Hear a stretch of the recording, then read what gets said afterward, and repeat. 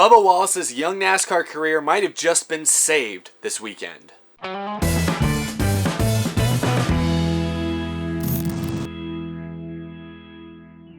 How's it going, everyone? My name is Eric, and welcome to Out of the Groove. I have a couple news stories I want to talk about today, a couple things I maybe didn't quite get to at the end of last week. I was busy with other videos, obviously, but this week I want to take some time to talk about news from this last week, some kind of interesting stories. Today might be the most interesting one. Later this week I want to talk about Eric Jones, Christopher Bell, and Joe Gibbs Racing's future. I also want to look at the playoff standings later this week and see who's on the bubble, who's in danger right now of missing the playoffs. I want to talk about all that later this week, but today's episode I want to dedicate it to the Killer Bees, Bubba and Busch. Kyle Busch, to be specific. And I'll go ahead and start with Kyle Busch because I feel like of the two big stories I want to talk about today, his is probably the least important. I think it's still kind of noteworthy, but it's definitely not as noteworthy as Bubba's thing we'll talk about in a minute. But Kyle Busch, always one of NASCAR's most outspoken drivers. Before he drove his number 18 Camry to victory lane Sunday, he said some pretty fire takes earlier in the weekend. On Saturday, I don't think Kyle Busch was in a great state of mind. A few reporters asked him some questions about his Truck Series team, of which he was not very impressed with their performance this year. They asked him more about the aero package, which Kyle Busch reiterated at the end of the weekend that he is tired of talking about the aero package. I find that interesting because he was very quick to bash the package after we ran 750 horsepower at Dover,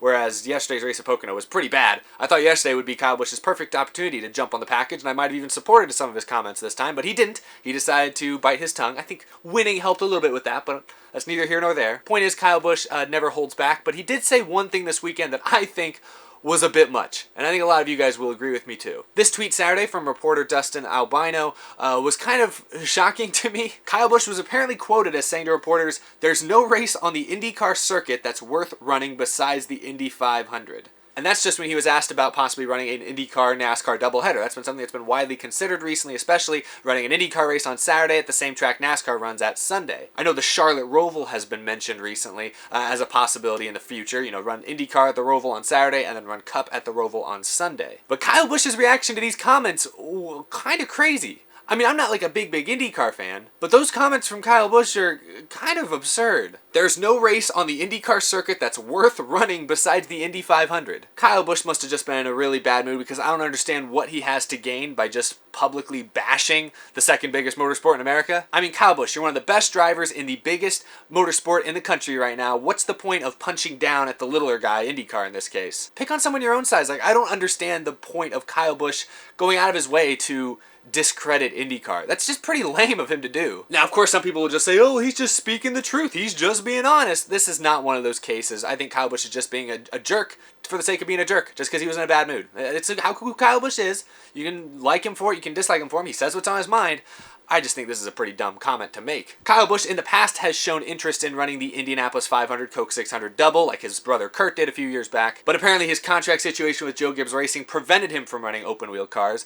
Maybe that could change in the future, but now I definitely think a lot of IndyCar fans won't be too welcoming to him if Kyle Busch decides to run a race in their series. This is a pretty arrogant and kind of ignorant comment, I think, for Kyle Busch to say. A guy who's never raced an open wheel to just go out there and discredit the majority of their schedule, that just doesn't seem right to me. NASCAR drivers can't be going around with this elite attitude and arrogance about them. We just can't do that. To Kyle Busch's credit, I saw a report last week that NBC, who currently broadcasts the entirety of the IndyCar schedule, reportedly makes more than half their revenue on just the Indy 500 alone. If you combine the value of the other like 20 races or so that they run, it's less than the value of just the Indy 500. So Kyle Busch does have a point. The Indy 500 is by far their most valuable product. But still, this just doesn't make you look good to say this. I thought I'd throw that out there. Kyle Busch says a lot of strong things, and a lot of people say, oh, well, he's just speaking the truth. He's just speaking fact.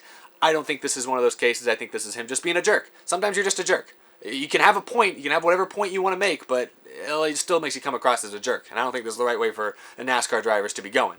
Anyway, I wanted to get that off my chest because that just kind of shocked me when I read that this weekend. But now moving on to the other big thing I want to talk about, the other big story that came out at the very end of last week going into this Pocono weekend. Bubba Wallace, his season, his career sounds like it was on the ropes. However, just a few days ago, Bubba and the entire 43 Richard Petty Motorsports team received a huge sponsorship boost. Worldwide Technology CEO David Stewart's foundation reportedly made a large donation to Victory Junction, which is the large charity owned by or founded by Richard Petty. They made a large donation to that charity so that Victory Junction could then be on the 43 car for 16 races this year. This effectively means that Richard Petty Motorsports now has pretty much full sponsorship for the rest of 2019. And while it does say Victory Junction on the car, which is a Richard Petty owned, organization, the money that they're using for that advertisement is actually coming from Worldwide Technology, which is a private company. David Stewart has made it very clear that he is a big supporter of Bubba Wallace and really believes in him and really believes that with the proper funding, they can do something great over at Richard Petty Motorsports. So this is an outside source, a private billionaire, making an investment in Bubba, in Richard Petty Motorsports. So while it does say Victory Junction on the car, this is not a self-funded deal by Richard Petty Motorsports. This is outside money that they have raised from a private source. So this is huge news for Bubba Wallace. We've talked about it many times on this show, how that team, obviously the performance has not been good the last couple of years, ever since Almirola and Smithfield left with big money at the end of 2017. Richard Petty Motorsports has been trying to scrap together a full season's worth of sponsorship for Bubba. Switching to Chevy and their alliance with RCR has not been as good as I think they would have hoped. The team is really kind of a skeleton crew of sorts. They don't have the funding, they don't have the resources of any of the other major teams, so they've just been scrapping along recently. Things have not been going good over there at Richard Petty Motorsports, and a lot of people have been speculating that the team could close down this year or maybe just switch to part-time. There was a lot of those rumors. I've talked about them at length on this show. And now yesterday during the Pocono broadcast, and actually Bubba Wallace did have Victory Junction on the car this weekend. Their sponsorship deal started this last weekend at Pocono. But during the broadcast, Mike Joy, I don't know if, he didn't cite any sources, but he is a guy who works for Fox. He's around the drivers and teams every week. He seemed to kind of let it slip perhaps just how bad and just how desperate things at Richard Petty Motorsports were starting to get. I talked about on the show how I wasn't sure if Richard Petty Motorsports would get to the end of the season, and a lot of you guys thought that was me exaggerating a little bit. Mike Joy might have confirmed my initial concerns. I don't have the specific clip from the race. I can't show really race footage on here anyways. Mike Joy said during the broadcast yesterday that if not for Victory Junction, or in this case Worldwide Technology, sponsoring the majority of their races this year, Bubba Wallace was actually going to probably have to leave the seat later this year and go to part-time. The 43 team was going to need to find a driver for that car with sponsorship. They weren't going to be able to keep Bubba in that car this whole year. That's what Mike Joy said on the broadcast yesterday. He kind of just slipped that in there, and I caught it and I tweeted about it because I was like, wait, hang on, did I just hear that correctly? And a lot of you guys said, yeah, I heard that too. What on earth? I knew things were bad at Richard Petty Motorsports. I knew that there was a chance they wouldn't make it to the end of this year, but it sounds like things really were just that bad. It sounds like, yeah, Bubba Wallace, if he couldn't find sponsorship, was going to be out of the car. I don't know how soon. Maybe by the summer, maybe not until like September or October, but it sounds to me like without full sponsorship, Richard Petty was fully intending to kind of boot Bubba or move Bubba to the side and in favor of a driver they could find with funding. So that's what makes this investment from David Stewart over at Worldwide Technologies so important. It might have just saved Bubba Wallace's career. He's only in his second year in the Cup Series. I definitely don't think he's been given the best opportunity. That car at Richard Petty Motorsports is not top-notch. It's not allowing Bubba to show what his true skill might show. We see glimpses from time to time, like Bristol last year, obviously the Daytona 500 last year, or even the All-Star Race Open earlier this year, or the All-Star Race itself. I think he finished fifth. He's shown flashes that when given a good car in the right moment, he can rise to the occasion, but he has definitely not been given very many of those good opportunities. So this investment from David Stewart at Worldwide Technologies into Bubba Wallace, into Richard Petty, into that organization, I think it just saved Bubba's career. Obviously, now they're going to have to figure out where to put that money, maybe build new cars, maybe make sure they have better parts, all that type of stuff. I don't know how they're going to spend that money, but assuming they do it right, hopefully we can get some better finishes out of that 43 car this year, at least a top 10 or two. Is that too much to ask? Now, Mike Joy talking about that on the broadcast makes sense. I mean, recently Bubba Wallace has been very outspoken, very honest about and open about his battles with depression recently. So you tend to think that not only maybe some off-the-track stuff, but obviously on the track and with that organization possibly needing to give Bubba the boot in favor of someone with funding. I'm sure that was weighing on him immensely. He seems to be in better spirits, at least the last couple weeks, and he's even talked about how things are going better during the press conference he gave at Pocono. But yeah, obviously still a long way to go. Getting the funding is one thing, but you're still going to have to start to hopefully turn that into results. And now with this funding, I hope that the 43 team and Bubba Wallace can get some good results, maybe attract more funding, and hopefully this can be a more prosperous future for him and that team going forward. Darrell Walsh Jr. is not a top driver in NASCAR. He's a very fun personality. He's got a nice core fan base.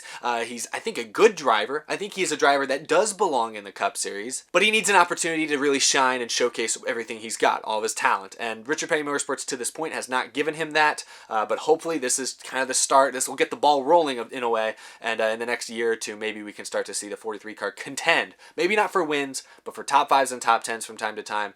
that would be an incredible step forward. And yeah, this whole deal this weekend, some people are talking about it, but I don't think enough people are talking about it. This might have just saved Bubba Wallace's career. So yeah, if you're a Bubba Wallace fan, celebrate, because this could be the start of something good. But anyway, y'all, that's all I wanted to talk about in this episode. I'll save all my other topics for later this week. I want to give them their own dedicated videos. But yeah, thank you for watching. Remember, you can follow me on Instagram. You can follow me on Twitter. Remember to check out down by the description. You can get an Out of the Groove t-shirt. Support the show. Represent the show. I appreciate y'all checking that out. And then, of course, a thank you to my Patreon supporters. Michael Harrison at G-Wiz of the Stars, Mentally Defective, Cameron James, John Koblenz, Jason R. Long, Wesley Donaldson, Isaac Dennison, Mika Suzuki, iFantasyRace.com, TheRacingInsiders.com, Adam Lean, Matthew Koulopoulos, Peppy Luscious, and the rest of these awesome Patreon supporters. Thank you guys so much for continuing to support me. You guys go the extra mile every week, every episode, and I greatly appreciate it. So thank you for supporting the show. But yeah, besides that, got some other videos I've been working on, some other episodes of Out of the Groove for later this week. Hopefully we can maybe get some other drivers on the show in the not so distant future. If you missed it last week, we had Daniel Hemrick and Harrison Burton on 2 separate episodes of Out of the Groove. So go check those out if you missed it. Really cool to see people from within the sport taking the time out of their busy schedules to talk with me, kind of outside the sport, but also engage with you guys in the chat, you guys in the comments, you fans here on the internet. I think that's really great to see drivers do that, so hopefully we can get some more on the show in the not so distant future. But yeah, thank you guys so much for watching. Hope you enjoyed, and I'll see you again very, very soon. Bye-bye, y'all.